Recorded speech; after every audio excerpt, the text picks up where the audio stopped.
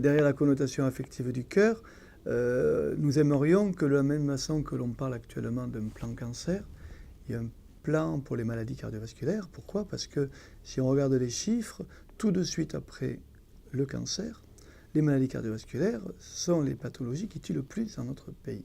Donc, qu'il y ait une prise de conscience collective de ce qu'il faut faire en prévention primaire pour lutter contre ce fléau, que ça soit régulièrement répété, me paraît une excellente chose. Donc c'est le pari, cette alliance entre des associations de patients cardiaques et le syndicat national des spécialistes des maladies du cœur et des vaisseaux, demain en espérant qu'il sera rejoint par d'autres, nous permettra tous les ans de rappeler à la communauté nationale l'importance de prendre en charge ces pathologies.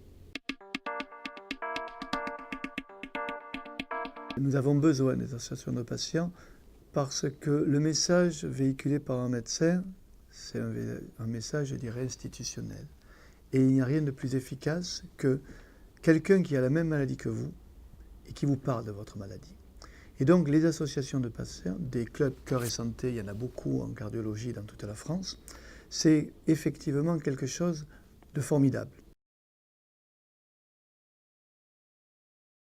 C'est difficile, c'est souvent mené par des gens qui ont la foi, qui sont motivés, mais souvent quand ils s'arrêtent, le système ne se pérennise pas. Donc il faudrait effectivement, sur toute la France, trouver un moyen, une méthode pour que ces associations de patients aident le corps médical dans cette prise en charge globale.